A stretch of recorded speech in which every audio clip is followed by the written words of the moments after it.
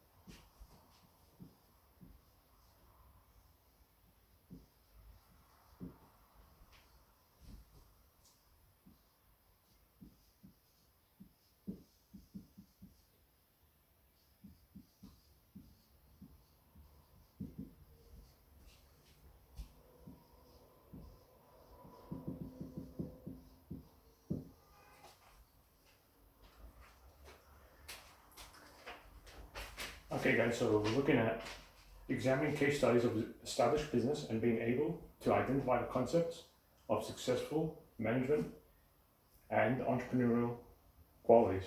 Now this is a continuation from the last lesson where you might remember we saw the video covering case studies of businesses such as the gym we looked at and the Crepes Cafe, how they were able to display these sort of qualities and successful management.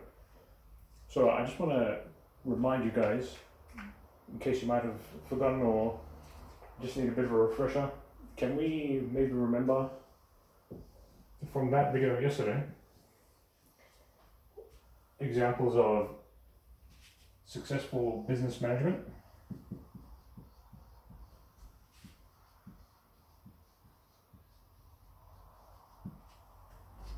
As well as entrepreneurial qualities.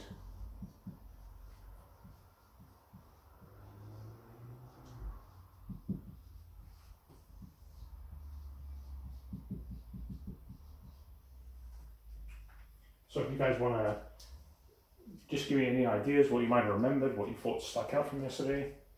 So this is where I would have had the students provide me some feedback on what they have learned so far from the topics that we covered. See if I need to refresh more of their information, solidify it more, or how much we can proceed with this lesson. So I would have tried to have led them towards the answers that I'm looking for a successful business management or entrepreneurial qualities, and try to lead their logic into that and use their own logic when I try to make those links to show that they do have these abilities to demonstrate that. So after that, then, okay. So guys, we're going to be using the same topics and ideas from that lesson, the same case studies, but we're going to also look at this spreadsheet that I made for you, this worksheet, sorry, which has another case study on it. We'll read that together, and then I want you guys to answer the questions that are provided.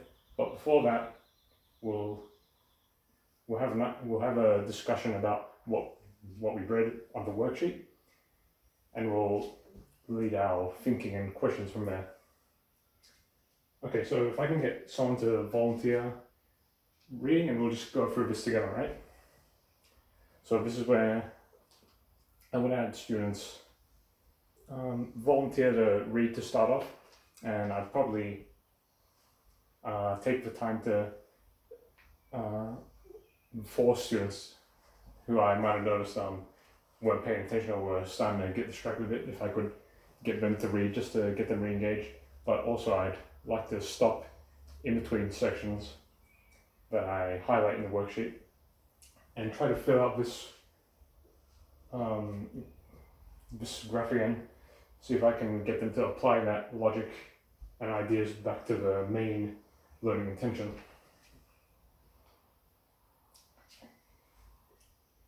Okay guys, so after reading that, can we think of any, do we understand more how we're applying these ideas and the learning intention to what we're seeing in these business management styles and ideas, these entrepreneurial ideas? Maybe can we think of any other sort of real life case studies that you might think this is applicable to? For instance, I'll just think of one I can think of being this local area. You guys might know it's very large. There's a very large Islamic community, so I'm thinking you see a lot of halal butchers around because it's appropriate, and within this area there's an open market for it. If you really wanted to open a butcher here, you'd have a lot more success with a halal butcher, right? That is to say, there are still other butchers. For instance, if you go to Broadmeadows, you'll see a variety of butchers there. But we can see from using this specific example how having a halal butcher would be more appropriate and identifies a gap in the market, right? Yeah, and from here I can ask if how students relate to that, if they're able to see the logic and sense in that, if it makes sense how there's an opening of a market.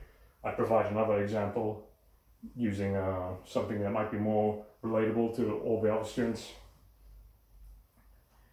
For instance, guys, does anyone know how there used to be quite a few video stores around, such as Blockbuster or Video Easy, but with the emergence of more streaming technologies, these businesses have been made obsolete, right? So we can see there's been like a lack of being able to adjust to the shifting market, and as a result, you don't really see these stores around anymore. They're pretty much non-existent, right? Is there anything you guys can think of that relates to a poor business decision or entrepreneurial skill? Maybe is there any other sort of example that relates to you guys, right? And then from there, I'd ask students to answer the questions that are found in the worksheet, and I'll take that opportunity to just go around the class and see which students need help. They're free to ask me questions if they didn't understand something, they needed more of a link to topics and ideas. And I'd give them about 15 or 20 minutes to do something like that.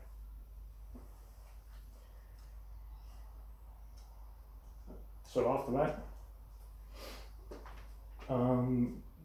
that's when I take my opportunity to bring the class together again and go through the questions together as a class, and still try to base it around this sort of graph where we can just link the ideas from the questions and the topic and the cases back to this central idea, so that the students can really identify what the topics and lesson is meant to be.